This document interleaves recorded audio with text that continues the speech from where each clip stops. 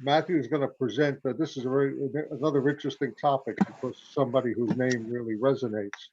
Uh, he's going to be presenting a program called "Bringing Truth from Tragedy" in the life of Jim Devlin, Terror of the West. Okay, Matt, you can take it away whenever you're ready. All right, I just want to make sure that are these slides flipping through for everyone? Yes, everything looks good, Matt. All right, all credit to Bob for the tutorial run through. Thanks for everyone for being here today. It's really cool to see what's happened in the last year with SABR going virtual, especially in the 19th century. I was really looking forward to presenting this at Cooperstown.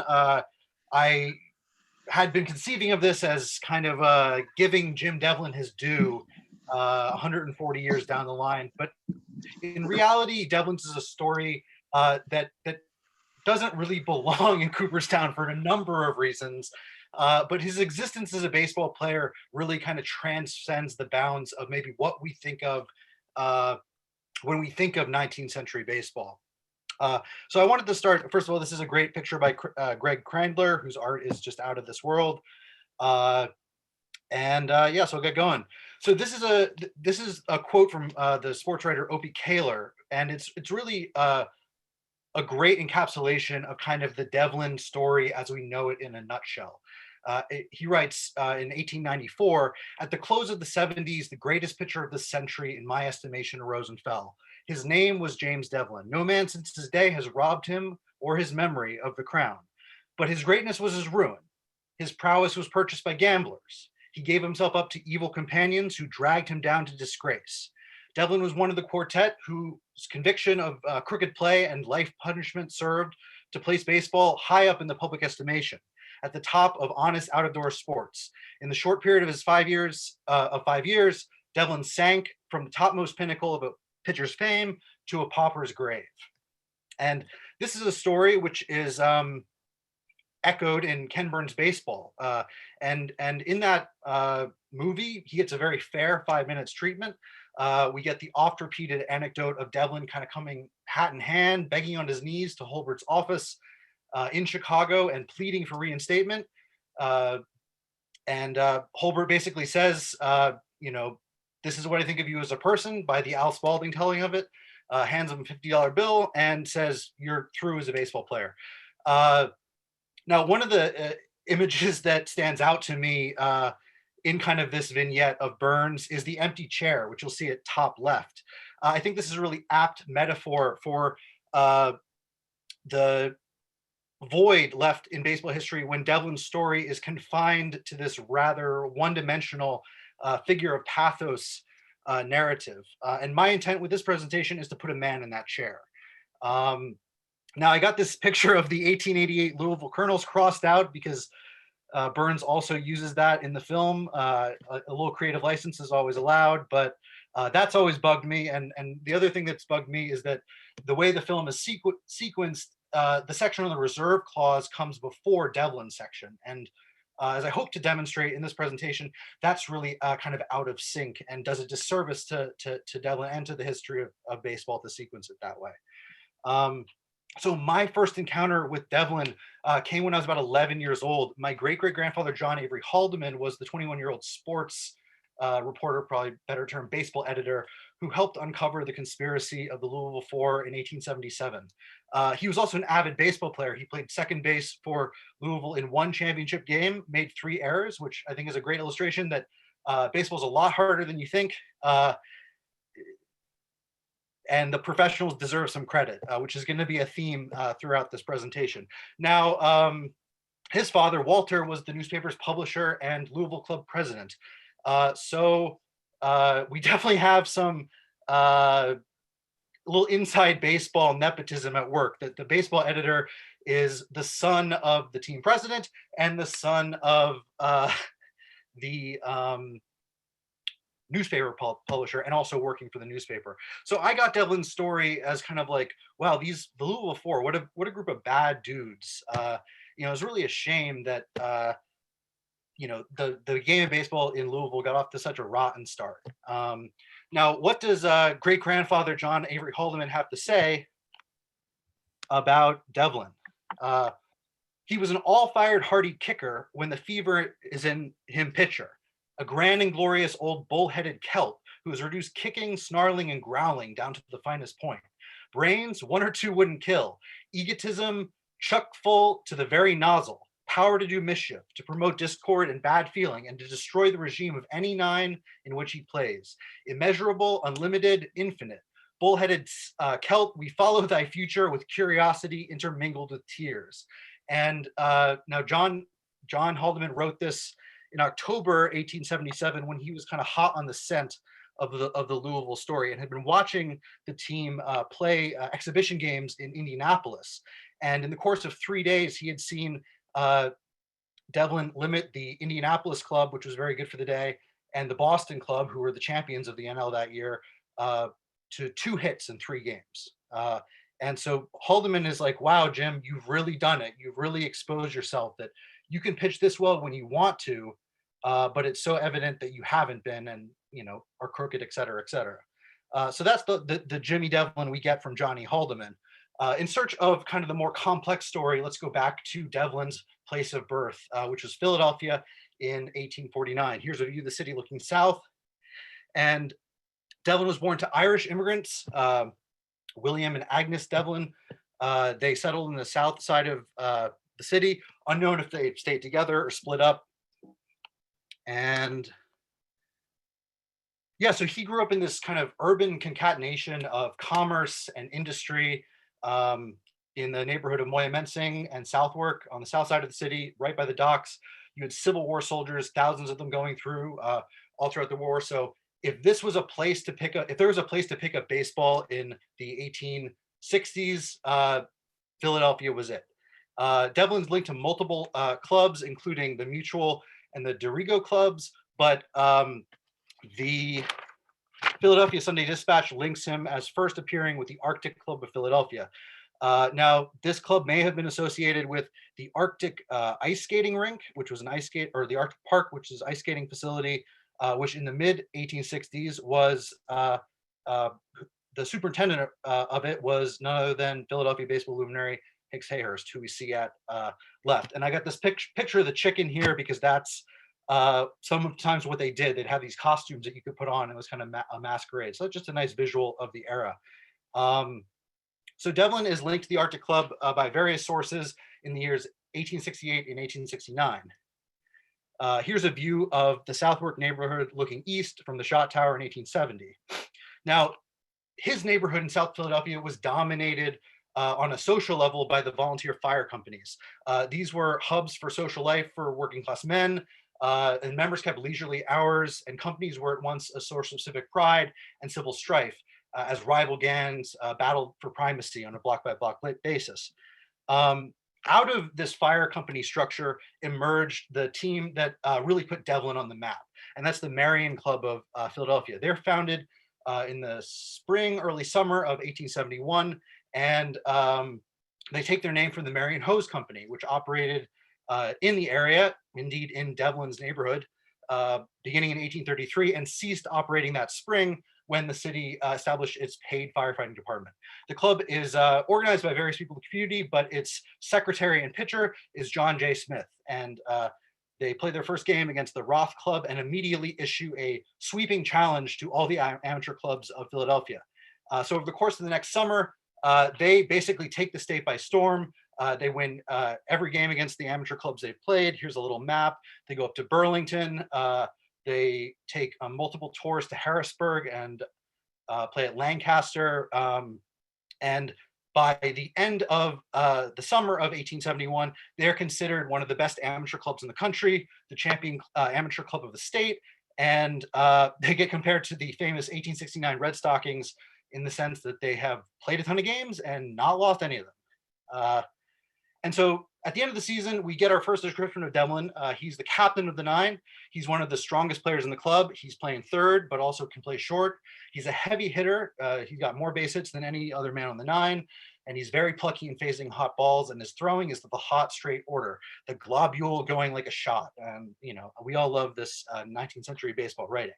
So the Easton club is really anticipated to join the ranks and play the 1872 season again, but Jack Smith, the pitcher, and Devlin are courted by the Easton kind of baseball contingent, call it.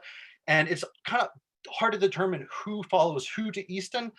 Jack Smith is reported in March of 1872 as being undecided, whereas Devlin in the late December 1871 is written about in the paper as having a connection to the Neptune Club at Easton. And so Easton is kind of, you can think of it as this kind of hotbed for Eastern talent in the 1870s. And subsequently, pitchers like George Bradley come out of that. And so it may well have been that Jack Smith followed Devlin to Easton, but that cannot be determined definitively. So Easton is kind of at that intersection of amateur and semi-pro. Oh yeah, I missed one bit here, and that's that the kind of the two defining notes I found about the Easton 1872 season is that by the end of the summer, they're really eager to get games. They want to play the Philadelphia amateur clubs, but they're finding it really hard to. And of course, if you can't get games, you can't get money.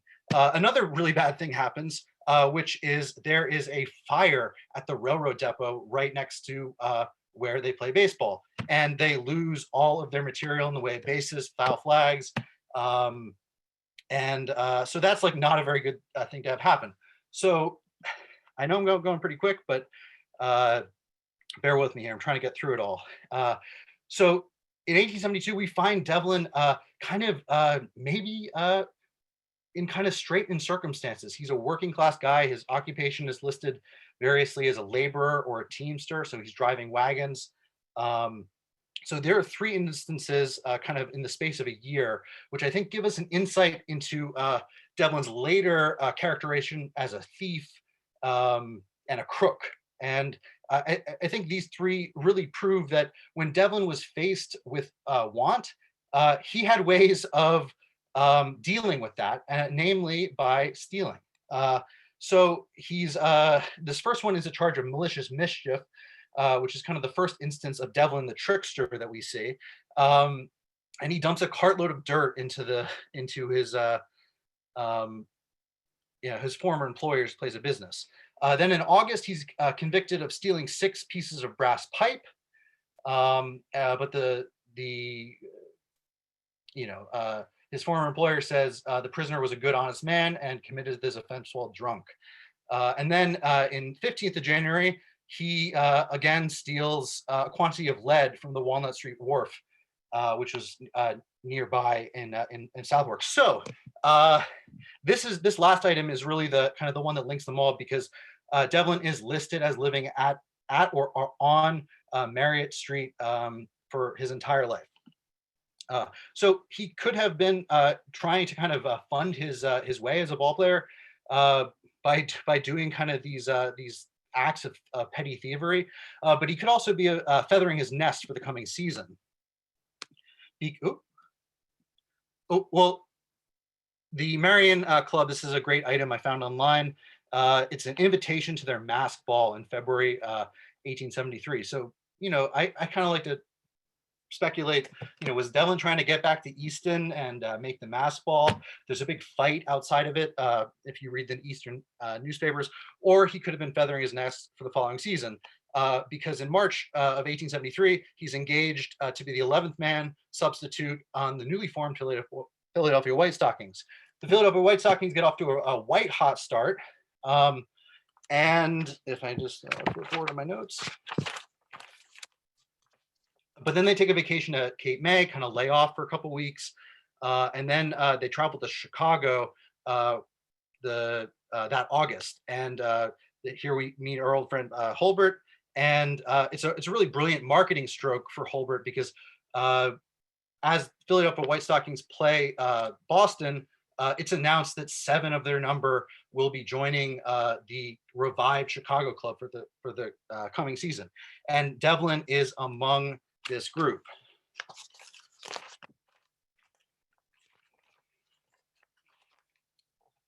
I'm just sorry as I flip to my notes.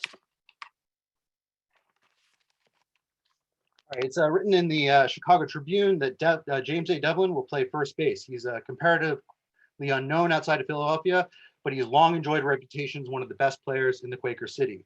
The core of the White Stockings had now revolved twice in the space of a year. First, it was Malone, Mack, Wood, Tracy, Cuthbert jumping from the Athletic after 1872. And now it was again Malone, Wood, Myrle, Tracy, Cuthbert, Zetlin, and Devlin jumping to Chicago for 1874. Devlin is a young player, and great things are expected of him, wrote the Chicago Weekly Post and Mail in March of 1871. In March of 1874. In May of 1874, he earned the distinction of being the first player to make a clean home run on the ground. It was done by a tremendous hit to left field, which sent the ball over the fence, which is kind of our first indication of Devlin as a dead pull hitter. And there's other evidence that teams recommended using something of a proto shift against him.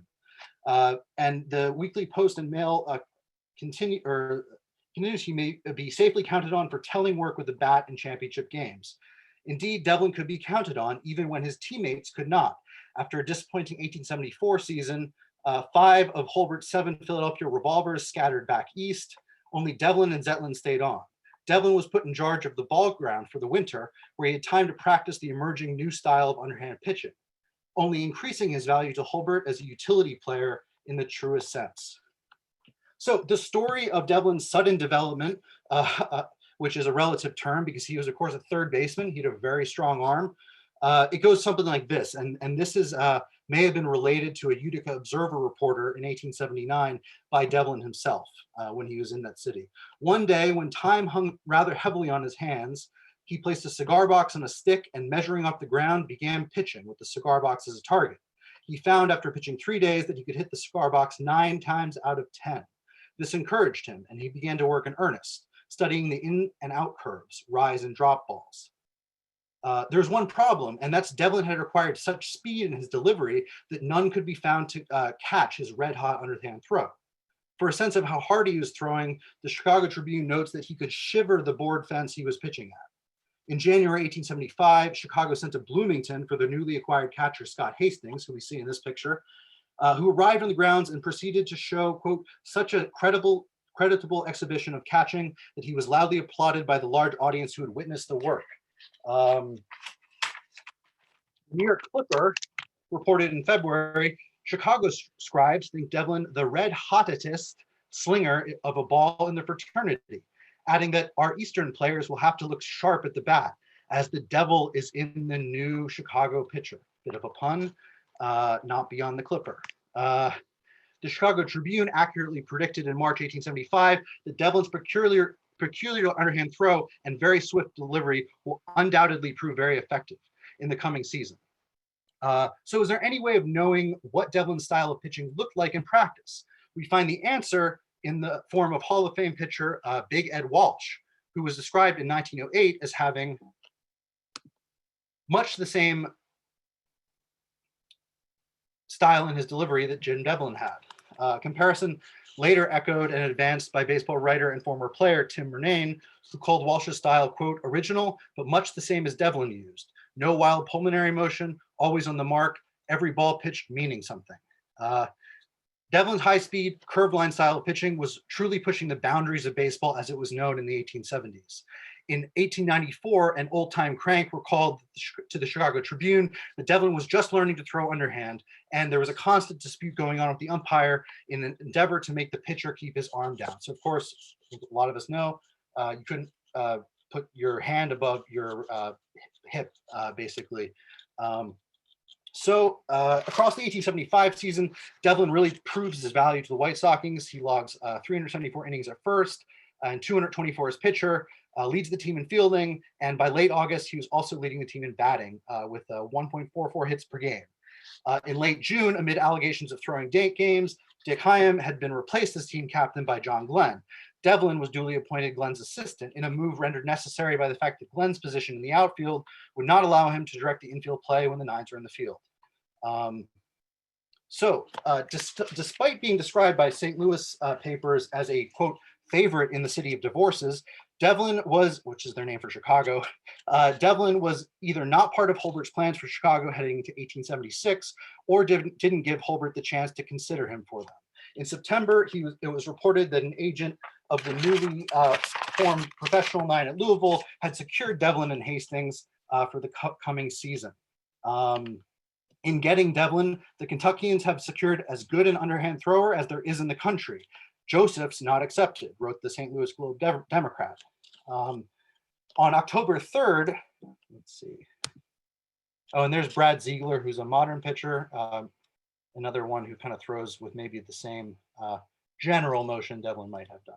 So on October 3rd, the day after Devlin one-hit St. Louis in a 5-1 Chicago victory, this is again still 1875, it was reported that Devlin, having heard much of the parabolic curve, has invented a delivery of his own, which he calls the carbolic curve, and should hereafter be known by that title to distinguish himself from Bond. In this anecdote, we get a glimpse of Devlin's peculiar wit.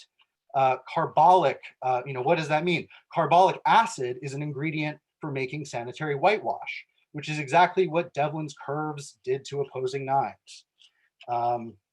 The organization, as it stands, wrote the Chicago Tribune of Devlin, or of the White Stockings, is composed of hard workers and men who will make a good showing elsewhere. In Devlin and Hastings, the Louisville club has secured a couple of excellent players, gentlemanly in every way. So Devlin heads to Louisville. Now, the next thing I want to talk about, and I'm really going to blitz through 1876 and 1877. It's a whole topic on its own and probably deserves its own presentation. So forgive the brevity. Devlin was a Lightning pitcher. I will be a Lightning presenter. So there's one event that really, I think, goes unnoted in shaping the course of the history of baseball and really in determining the so-called gray outcomes of the Louisville scandal. And that's on April 13th, a tornado destroys the ballpark at Louisville. This is weeks before the season's about to start. Extensive repairs are needed. The grandstand is damaged, and it's estimated that $500 worth of repairs will be needed. And a couple days after the thing, the Louisville Courier-Journal comes out and they say, oh, actually, the damage at the stadium is actually a lot worse than we thought it was. And then if you flip forward to kind of the post-mortem in the fall and winter of 1877, you get an anecdote that the carpenter who rebuilt the stands still hasn't been paid. So this is one note in support of Devlin's subsequent claim in 76 and 77 that Louisville was falling behind on its salaries to pay its players. So here's the 1876 Grays. I love this photograph because it's so stained and kind of feels like the vibe we get from this team.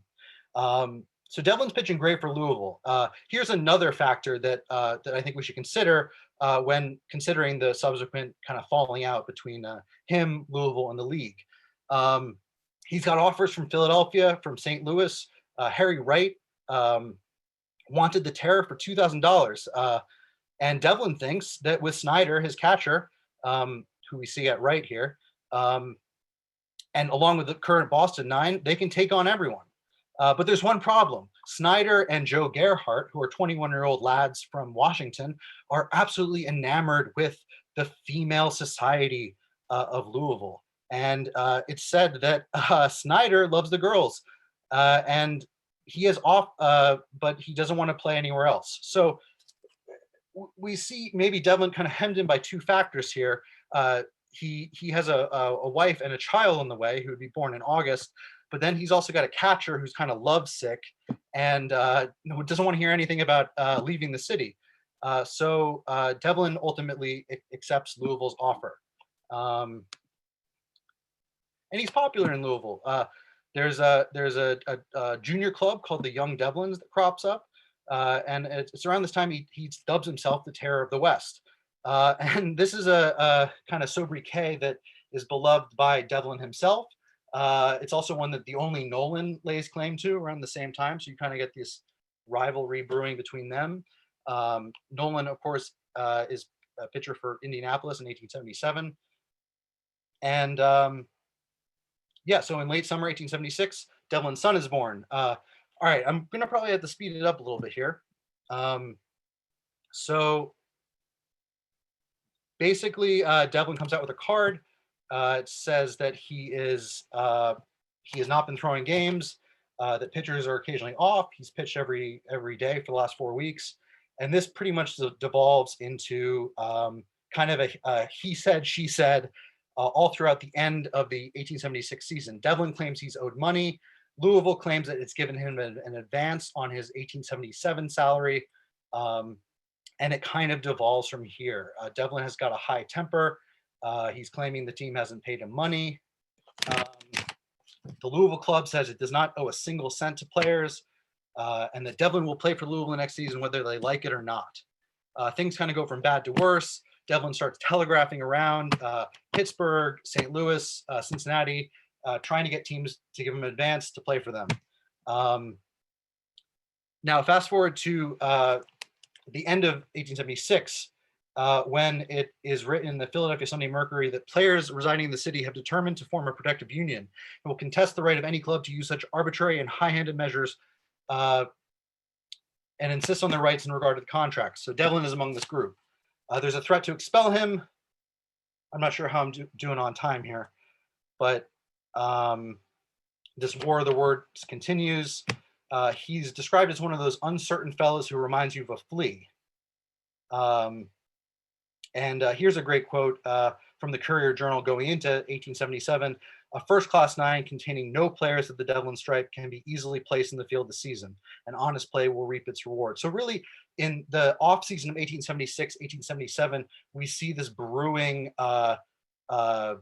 storm that is later going to break with the Louisville scandal in 1877. So eventually Devlin is worn down. He sees he really has no other choice. His appeal is rejected by the league, and he is resolved to be a good boy and play in Louisville.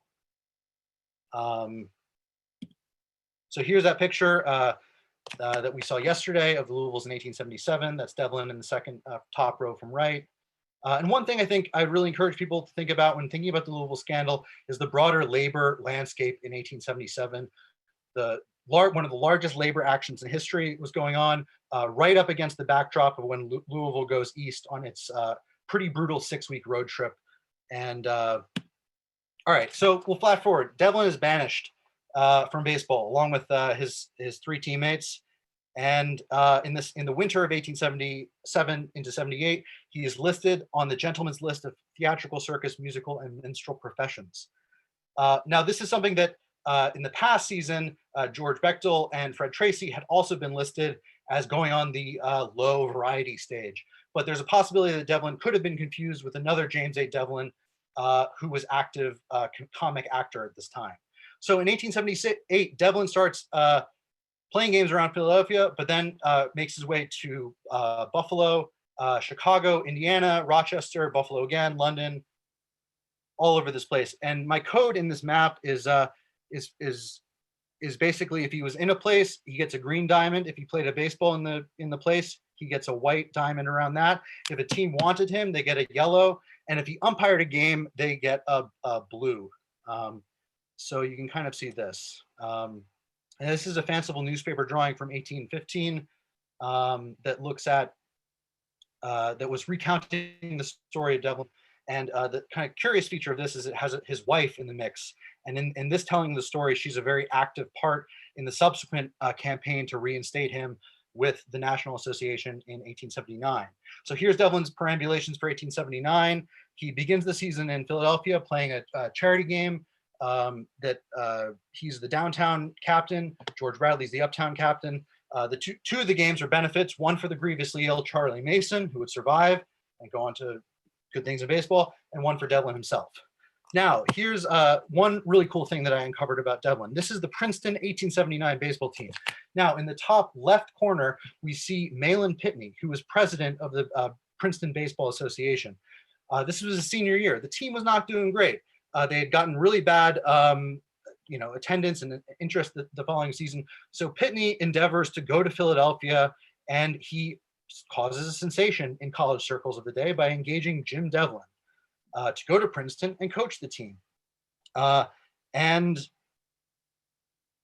this is later said that this is, as far as it's known, this is the first instance that a professional baseball coach has been hired by a college. Now every college has one.